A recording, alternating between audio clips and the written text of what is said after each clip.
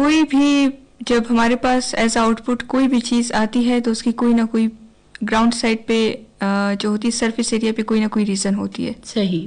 اگر ایک انسان, اب ہم لوگ پہلے, آپ کی یہ بات بہت اچھی ہے کہ ابھی جو ہے جو ینگ جنریشن ہے وہ بھی ڈرگ کی طرف جا رہے ہیں. پہلے دیکھنے میں یہ آتا تھا جو کہ ابو 30 کی ایج کے لوگ ہوا کرتے تھے تو وہ فٹ پاتھ پہ بیٹھے اور یہ اس کے قسم کی کیفین اور یہ ساری چیزیں یوز کر رہے تھے.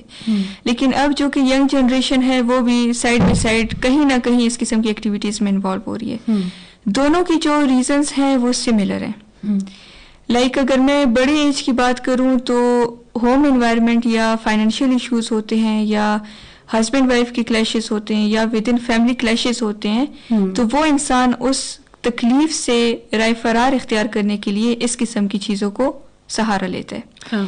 دوسری بات, جہاں پہ یونیورسٹی لیول کے اسٹوڈنٹس کی بات ہے یا جو ٹین ایجرز میں کہہ سکتی ہوں, تو وہ اتنے میچور نہیں ہوتے.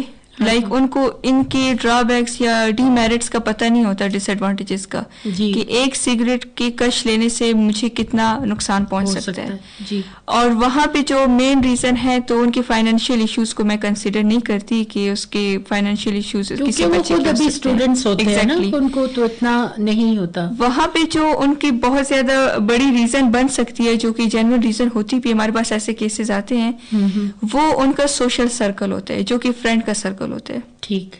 ایک انسان جتنا اپنی فیملی سے انفلوئنس لے سکتا ہے وہی انسان اتنا اپنے آؤٹ سائڈ میں سے جو اس کی پریورٹی پہ فرینڈ ہوتے ہیں, سوشل سرکل ہوتے ہیں, اس سے انفلوئنس لیتا ہے.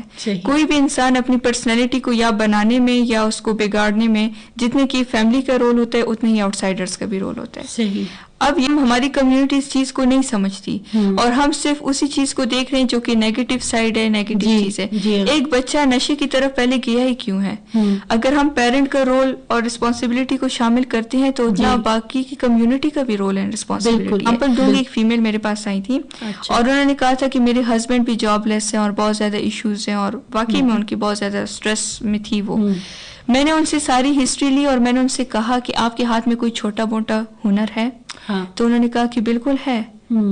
پھر میں نے ان کو کاؤنسل کیا 2-3 سیشن میں. میں نے کہا آپ کے ہسبینڈ اگر ابھی نہیں کما رہے تو آپ بھی اپنے ہسبینڈ کا سہارا بن سکتی ہیں. بالکل. کیونکہ ابھی تو آپ دیکھیں گے میم کہ میل اور فیمیل جو ہے وہ ایکولی بالکل کام کر رہے ہیں, اس میں کوئی بھی مذائقہ نہیں. صحیح بات ہے. تو ان کو میں نے کہا کہ آپ کیا کروا سکتی ہیں؟ انہوں نے کہا کہ میں بچوں کو ٹیوشن کروا سکتی ہوں اور میں سلائی کڑھائی کا کام کر سکتی ہوں. جی.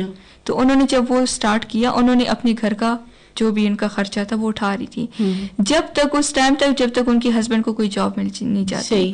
اگر ایک گھر میں 5 افراد ہیں, 4 کے 4 جاب لیس ہیں, ایک ہی بندہ ہے, تو ظاہری بات ہے پورے گھر پہ وہ پریشر آئے گا. ایک ہی بندہ کیسے کیونکہ مہنگائی تو بہت زیادہ ہے. بالکل. ہم حقیقت سے تو چہرہ نہیں چھپا سکتے, مہنگائی بہت زیادہ ہے. اور بچوں کے اخراجات ہوئے, پھر ہیلتھ کے جتنے اخراجات ہوئے, سارا ایک انسان اٹھاتا ہے. تو اگر ایک ایک تھوڑا تھوڑا کر کے, جیسے کہ مارکس میں دینا چاہوں گی وہ یہ کہ بچوں کو ہمیں کیسے ٹریٹ کرنا چاہیے, ایسے ہی ٹریٹ کرنا چاہیے. ایک فیملی کو اگر ایک ایگزامپل میں لوں تو جیسے کہ ایک باغ میں انسان جاتا ہے, پھولوں کو ٹریٹ کرتا ہے,